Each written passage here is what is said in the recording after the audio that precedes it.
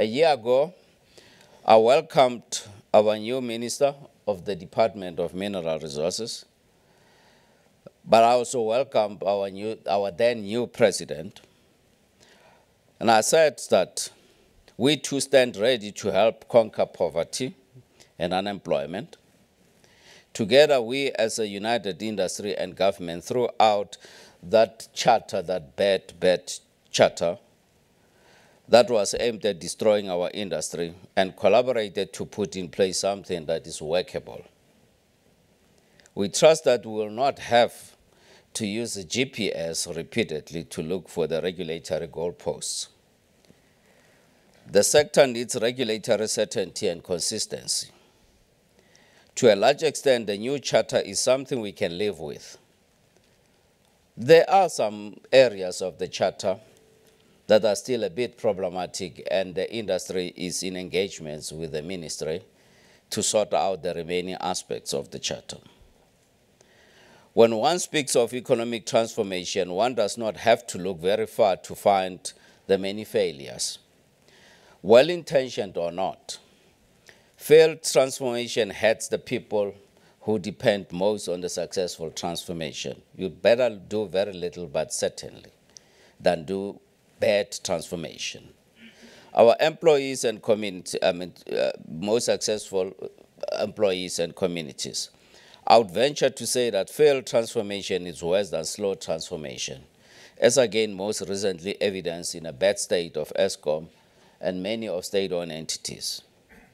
Never mind the revelations of corruption that rear their ugly heads day by day. The transaction with Anglo Platinum is very important in a broader context of our nation. The nature of this commitment to help build the nation is what South Africa needs to transform itself. You don't need a shambok to transform yourself. It has to be willingly and well-intentioned, and all will fall into place.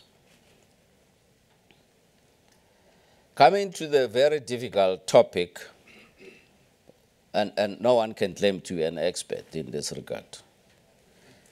In the market review, the platinum price in dollar terms fell by 15% to the end of 2018 at around $790 per ounce, reflecting a softer platinum market.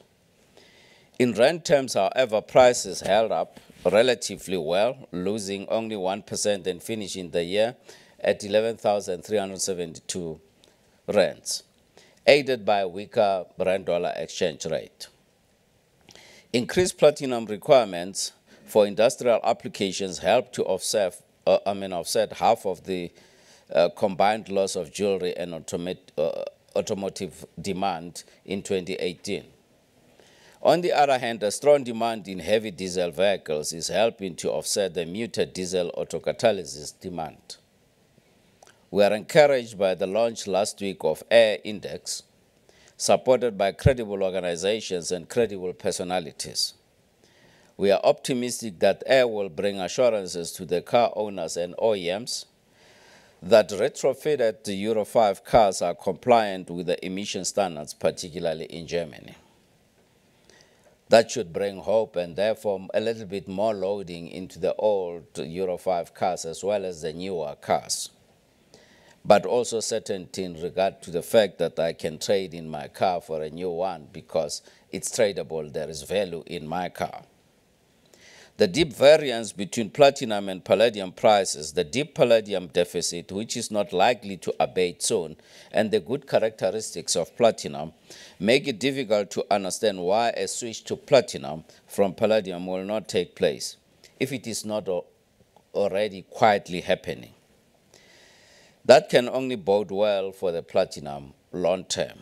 Palladium prices rose by 20% since the start of the year, ending at $1,267 per ounce, as the deficit in supply continued. The weaker rand-dollar exchange rate enhanced the increase in price by 39% to 18,208 rands per ounce by year-end, offsetting the weaker platinum market.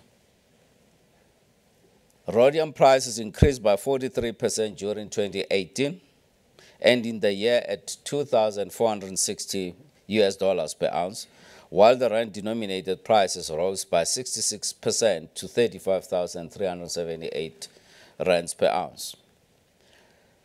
Rhodium demand is more regionally spread than platinum, mirroring the sales of gasoline vehicles. And now, therefore, wish to declare that we are no longer a platinum company, we are a PGM company. Because we mine in the basket of metals which give us revenue basket price rather than platinum basket price.